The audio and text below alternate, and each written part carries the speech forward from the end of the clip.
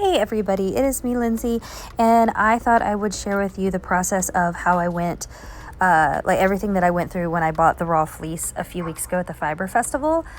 I have it washed and scoured now and actually knitted up in a tiny little swatch that's super cute that I can't wait to share. So definitely stay tuned for that. Also, please like and subscribe. It just helps me out because that'll cause me to reach people that I will connect with in future that I may not find otherwise.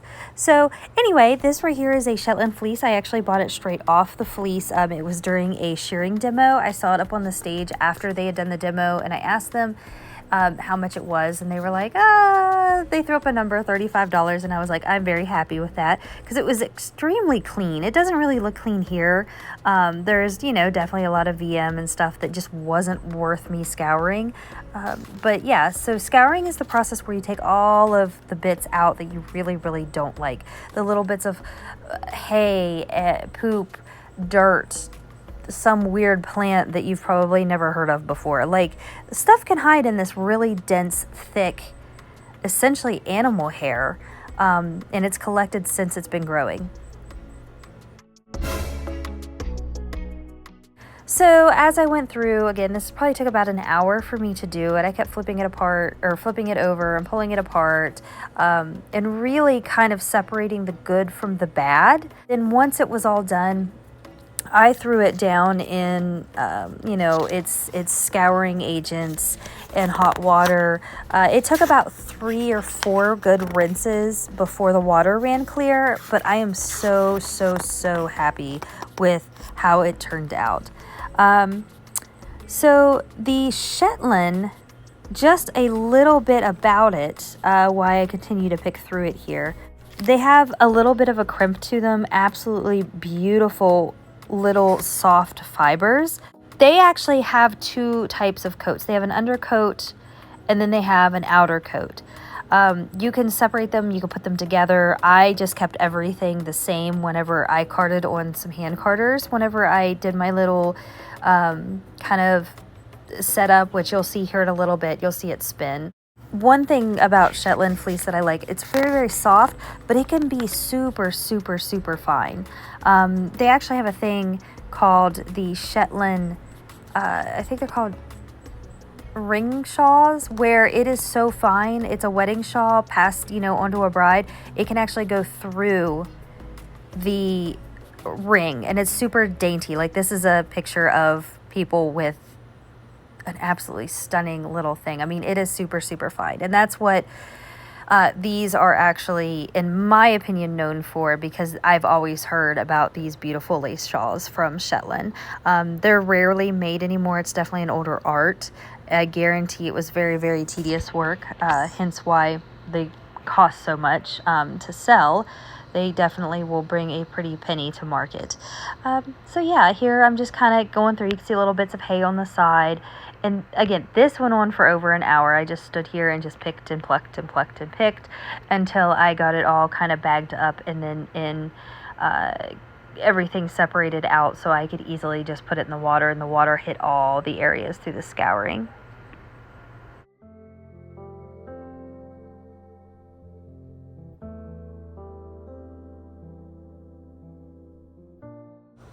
Another really well-known use for a Shetland fleece is if you've ever seen the Fair Isle sweaters, the ones with all the beautiful patterns, where it's just the repeated pattern over and over and over again with all the color work. A lot of times that is Shetland. They actually, if you can get different shades of Shetland, there's 11 main colors of this sheep, and there's 33 different recognized markings. So you could create quite a combo of different yarns to do different patterns, even by just spinning one, spinning another, putting those 2 together. That's going to look different doing A and B, B and C.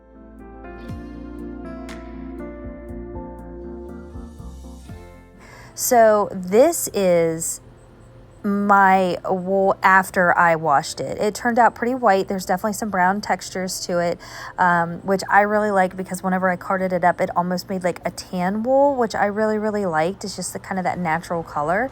And it's still pretty white even for being wet. It definitely shines up a little bit once it's dried and you're able to fluff it out. And I didn't realize how thick it was.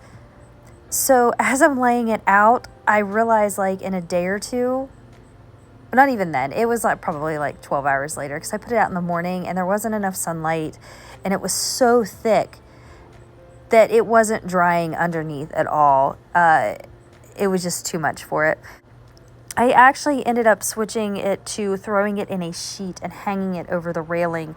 The sun kind of got to it there a little bit, which you can kind of see, but it had so much more room to breathe, and I was able to come out and kind of fluff it up every once in a while and pull some locks apart, and it dried so much faster this way. I mean, you could already tell it's like super, super light, and it definitely needs some love to it, but that is the whole next step of the process.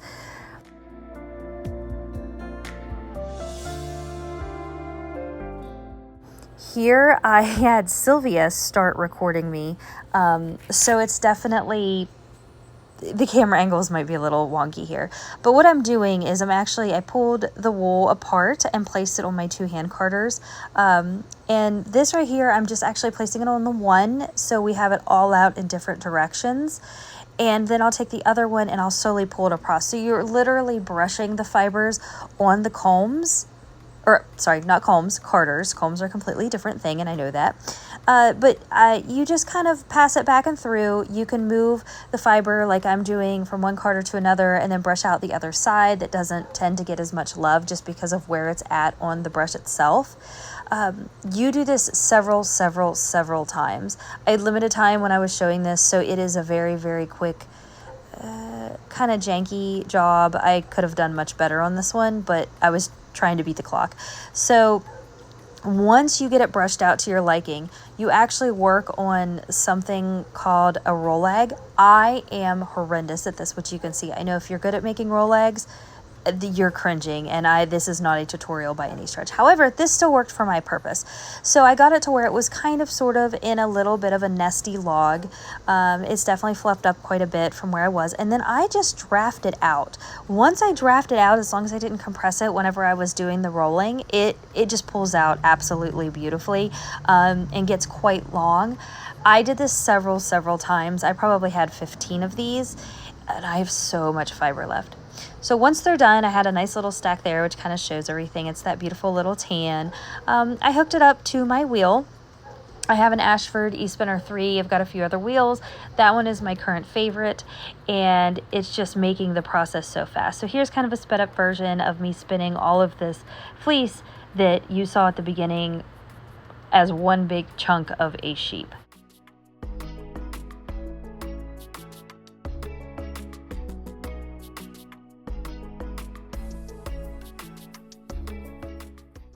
So once you have your finished wool, this is all plied, which I did not get any footage of. I actually thought I did, and I didn't. So what I am doing is I am putting it on what's called a nitty knotty, and that's just to lengthen out the wool and have it all go in the same direction, or finished yarn after it's done plying. And you tie this up at the end, some little kind of places, so it doesn't become tangled mess.